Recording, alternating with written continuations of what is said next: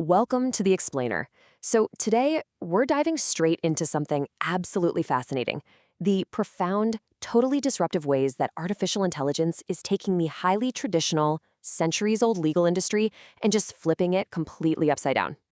We're anchoring our analysis today right here on this book, Herman Strange's incredibly insightful guide, AI Revolution in Law: Opportunities and Challenges.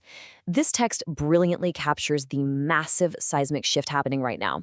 We're talking about the jump from dusting off old law books for legal research all the way to high-tech predictive analytics. So here's our agenda. First, the AI legal revolution. Second, automating the legal grind. Third, predicting outcomes in IP. Fourth, ethics, bias, and jobs. And finally, number 5, the future of law. Okay, Section 1, the AI legal revolution. To truly appreciate what's happening here, we kind of have to contrast the slow, super deliberate nature of traditional legal work with the sudden, rapid integration of cognitive computing. And the core technology driving this whole shift, it's natural language processing, or NLP for short. Basically, NLP enables machines to understand, interpret, and generate human language in complex legal texts. Think of it like giving a computer the reading comprehension of a highly seasoned paralegal, but with the ridiculous ability to read 1,000,000 pages a minute. It takes raw text, case law, statutes, massive contracts, and turns it into actionable knowledge at speeds that are literally impossible for any human legal team.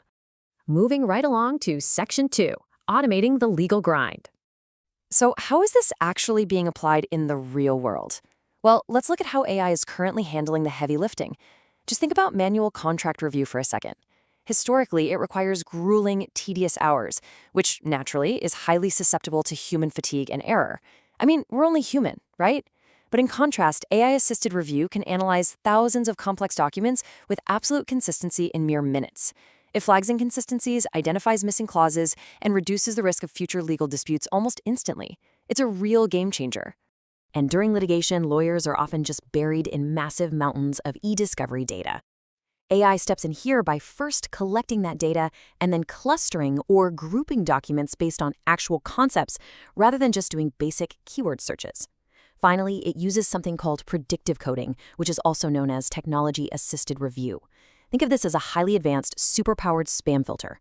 The machine learns from a small sample set that was reviewed by a human attorney, and then it instantly flags relevant documents and even redacts sensitive information across millions of files. AI is stepping in to automate key daily tasks completely across the board. We're talking about contract drafting, conducting exhaustive due diligence, pulling precise legal research, and monitoring compliance.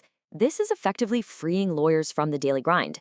It allows them to focus their energy on higher-level strategy, complex negotiations, and direct client counseling.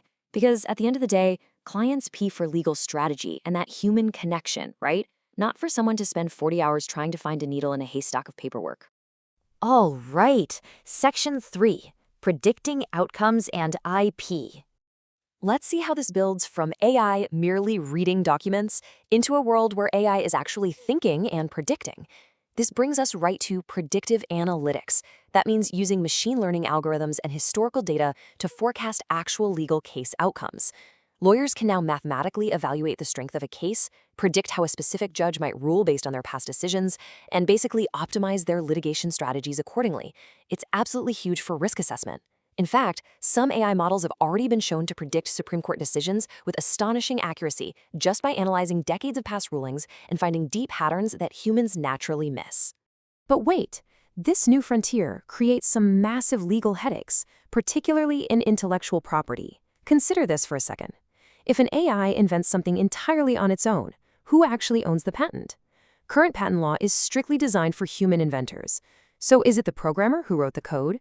The company that owns the AI? Or, no way, the AI itself? We are looking at a massive gray area in current IP law regarding computer-generated inventions and AI-generated content. It's basically a giant puzzle that courts are scrambling to solve right as we speak.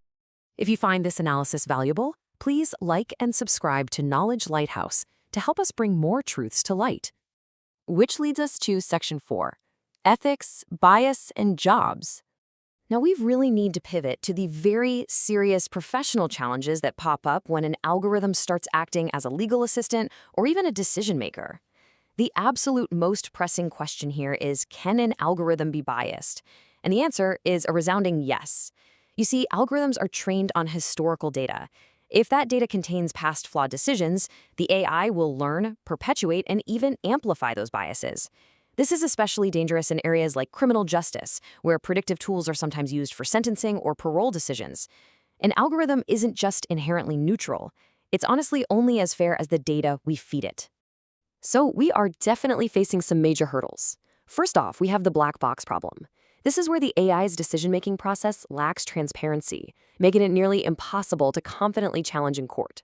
Then, we have the algorithmic bias we just discussed. We also have some severe data privacy concerns regarding highly sensitive client information being fed into cloud-based systems. And of course, there's the very real looming fear of job displacement for paralegals and junior associates. Yes, AI has incredible mechanical efficiency, but it entirely lacks nuanced human judgment, empathy, and ethical accountability. And finally, Section 5, the future of law. So, what does the future horizon actually look like for legal professionals, students, and society at large? Right now, we're currently in an era where law is highly task-based and, let's be honest, very expensive. But moving into the future, we're looking at a system where routine queries are handled by highly accessible AI chatbots. This could dramatically democratize access to justice for low-income individuals who couldn't previously afford an attorney. Meanwhile, human legal professionals will be forced to adapt, right? Shifting away from those rote tasks to highly interdisciplinary roles that combine law, technology, and overarching strategy. As Herman Strange so perfectly notes in the source text, while AI is unlikely to replace human lawyers entirely, it has the potential to transform the legal industry. The future of law isn't about machines entirely replacing humans. No, it relies on a necessary, ethical, and really powerful collaboration, combining our nuanced human empathy and strategic thinking with the sheer computational force of artificial intelligence. I want to leave you with this final, somewhat provocative thought to consider.